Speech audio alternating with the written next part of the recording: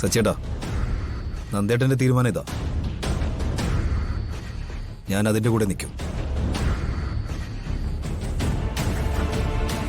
എടാ, എനിക്കും ഇതിന് അത്ര താല്പര്യം ഉണ്ടായിട്ടല്ല.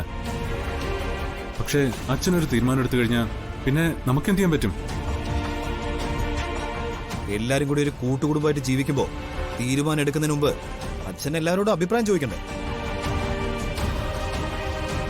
അച്ഛനെ എതിർക്കാൻ എന്തായാലും ഞാനില്ല. എല്ലാം അച്ഛന്റെ ഇഷ്ടം പോലെ നടക്കട്ടെ. അച്ഛന്റെ തീരുമാനങ്ങൾക്കെല്ലാം ഒപ്പം നിൽക്കുന്നത് അർച്ചനടുത്തയാ. ഏട്ടത്തി ഒന്ന് പറഞ്ഞു മനസ്സിലായിക്കൂടെ? ആ, അർച്ചന എന്ത് കാര്യത്തിനും സ്വതന്ത്രമായ അഭിപ്രായം പറയുന്ന ആളാ. ഈ വീടിന്റെ എന്ത് കാര്യത്തിനും അച്ഛൻ അർച്ചനയുടെ അഭിപ്രായം അറിഞ്ഞിട്ടേ എന്ത് തീരുമാനം എടുക്കൂ. അതില് ഞാൻ ഇടപെടാറുമില്ല. എന്നാ പിന്നെ നിലവിളക്കും താലം എടുത്ത് ഏട്ടനും കൂടി അവര് സ്വീകരിക്കാൻ ഇറങ്ങിച്ചല്ലേ. എന്നിട്ട് ചന്ദനം തൊടിച്ച് മാലയിട്ട് അളിയനെങ്ങ് സ്വീകരിക്കും. ഒരു കാര്യം ഞാൻ പറയാം, നന്ദേട്ട ഈ ചടങ്ങിൽ പങ്കെടുക്കില്ല, ഞാനും പങ്കെടുക്കില്ല.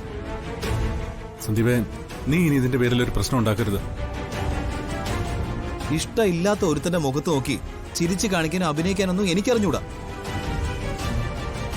എന്റെ മനസ്സിലുള്ളത് മുഖത്ത് വരും, അതെന്റെ പെരുമാറ്റത്തിലും ഉണ്ടാവും. ഇനി അതൊരു വലിയ പ്രശ്നമായിട്ട് ആർക്കെങ്കിലും തോന്നുന്നുണ്ടെങ്കിൽ ഞാനത് കാര്യമാക്കുന്നില്ല. ആതിരയ്ക്കും ഇതേ അഭിപ്രായം തന്നെയാണോ? എടാ, നിന്നെപ്പോലെ തന്നെ അവൾക്കൊരു അഭിപ്രായം കാണുമല്ലോ. എന്താ അവളുടെ അഭിപ്രായം? അർച്ചനടുത്ത് പറയുന്നതാണല്ലോ അവൾക്കിപ്പോ വേദവാക്യം. ഈ കാര്യത്തിൽ അങ്ങനെ തന്നെ. അവരെ ഇവിടേക്ക് തിരിച്ചു കയറ്റുന്നതിനോട് അവൾക്ക് യോജിപ്പാ. ഞാൻ പങ്കെടുക്കുന്നില്ലെങ്കിലും ഈ ചടങ്ങിൽ അവൾ പങ്കെടുക്കുമെന്ന് അവൾ എന്നോട് പറഞ്ഞു. അപ്പോ സ്വന്തം ഭാര്യ പറഞ്ഞു തിരുത്താൻ നിനക്ക് പറ്റുന്നില്ല? ആ, നീയാണോ അച്ഛനെ പറഞ്ഞു വിലക്കണമെന്ന് എന്നെ ഉപദേശിക്കുന്നേ? കൊള്ളാം.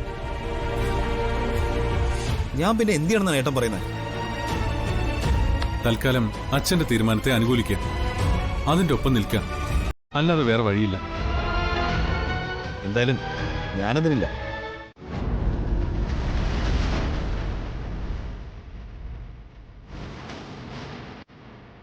നിക്കേ,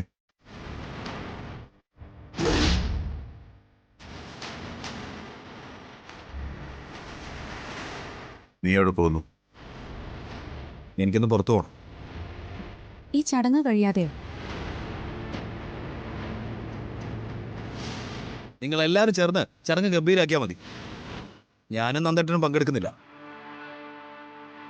എന്ന് നന്ദേട്ടൻ പറഞ്ഞോ? പറയേ മാത്രമല്ല, നന്ദേട്ടൻ എപ്പോഴും വീട്ടിൽ നിന്ന് പോവുകയും ചെയ്തു.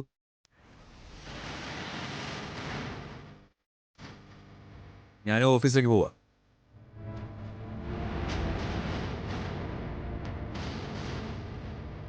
ഇഷ്ടമില്ലാത്തവർ ഇതിൽ പങ്കെടുക്കണമെന്നില്ല. പക്ഷേ എന്റെ തീരുമാനത്തിന് ഒരു മാറ്റവുമില്ല. അച്ഛന്റെ തീരുമാനം നടത്തണ്ടെന്ന് ആരും പറഞ്ഞിട്ടില്ല. പക്ഷേ അതിന് ഞങ്ങളില്ല. അല്ലെങ്കിലും കുടുംബത്തിന് നാണക്കേടുണ്ടാക്കി ഓടിപ്പോയി ഇവിടെ തിരിച്ചുകൊണ്ടുവന്നതും അച്ഛൻ തന്നെയല്ലേ?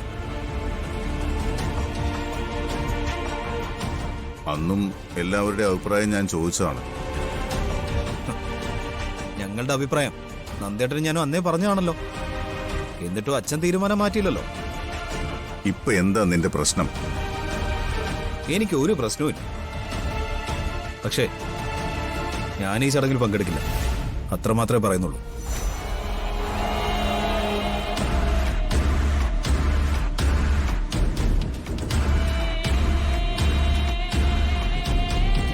സച്ചി, ഇവൻ പറയുന്നത് നീ കേട്ടില്ലേ? എല്ലാവർക്കും അവരവരുടേതായ അഭിപ്രായ സ്വാതന്ത്ര്യം ഉണ്ടല്ലോ. ആരും ഒന്നിനെ നിർബന്ധിക്കാൻ പറ്റില്ല.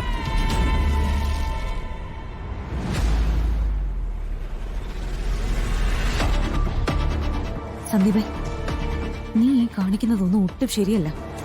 ഇവിടെ നടക്കാൻ പോകുന്നത് ഒരു നല്ല ചടങ്ങാ.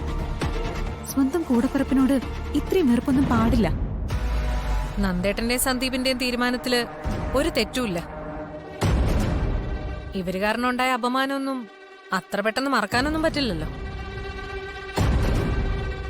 അവന്തിയേട്ടത്തി, എരുതിയിൽ എണ്ണ ഒഴിക്കാൻ നിൽക്കരുത്. എണ്ണയല്ലല്ലോ, പെട്രോൾ ഒഴിച്ചല്ലേ. ഇവളീ വീട് കത്തിച്ചിട്ട് പോയത്? ഈ വീടിന് മുകളിൽ അപമാനത്തിന് തീ കത്തിച്ചിട്ടാ അന്ന് അവൾ ഒളിച്ചോടി വിവാഹം കഴിച്ചത്. നീയും ഈ കല്യാണം മുടക്കാനായിട്ട് ഓടി നടന്നതല്ലേ? എന്നിട്ടിപ്പൊ നിനക്കെന്തു പറ്റി? ഇതിപ്പോ അച്ഛന്റെ തീരുമാനമൊന്നുമല്ല, നിന്റെ കുത്തിത്തിരിപ്പാ. സന്ദീപേ, സ്വന്തം കൂടപ്പിറപ്പിനെ വീട്ടിൽ നിന്ന് ഇറക്കി വിട്ടുവെന്ന് നാട്ടുകാരറിഞ്ഞ അത് സന്ദീപിന് അഭിമാനമാണോ? അങ്ങനെ വെട്ടിമുറിക്കാൻ പറ്റുന്നതാണോ സഹോദര ബന്ധം? ഈ നിൽക്കുന്ന അച്ഛന്റെ മനസ്സ് സങ്കടപ്പെടുത്തുമ്പോ സന്ദീപിന് നന്ദേട്ടനും എന്താ കിട്ടുന്നത്? എല്ലാവരും കേൾക്കാൻ തന്നെയാ ഞാൻ പറയുന്നത്. അച്ഛന്റെ തീരുമാനം ഞാൻ നടപ്പിലാക്കാൻ പോവാ. സന്ദീപിന് വേണമെങ്കിൽ പോവാ. പക്ഷെ ഒരു കാര്യം, അങ്ങനെ ഇവിടെ നിന്ന് ഇറങ്ങിപ്പോയാ പിന്നെ ഒരിക്കലും നിന്റെ നാവ് കൊണ്ട് എന്നെ ഏട്ടത്തിൽ നിന്ന് വിളിക്കരുത്. ആ വിളി കേൾക്കാൻ ഞാൻ ഉണ്ടാവില്ല. ഞാൻ പിന്നെ നിന്റെ ഏട്ടത്തി ആയിരിക്കില്ല. എന്നാ പിന്നെ നിങ്ങളുടെയൊക്കെ ഇഷ്ടം പോലെ നടക്കട്ടെ.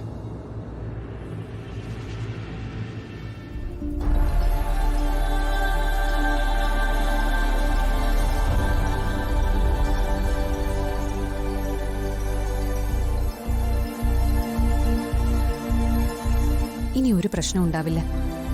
ഈ വീട്ടിൽ നിന്ന് നിങ്ങൾ ഒരിടത്തേക്കും പോകുന്നില്ല. നിങ്ങൾ ഈ വീട്ടിൽ തന്നെ ജീവിക്കും. ഈ വീട്ടിലെ മരുമകൾ എന്ന നിലയിൽ അച്ഛന്റെ തീരുമാനം നടപ്പിലാക്കേണ്ടത് എന്റെ കടമയാ. നിങ്ങൾ എവിടെ നിൽക്ക, ഞാനിപ്പോ വരാം.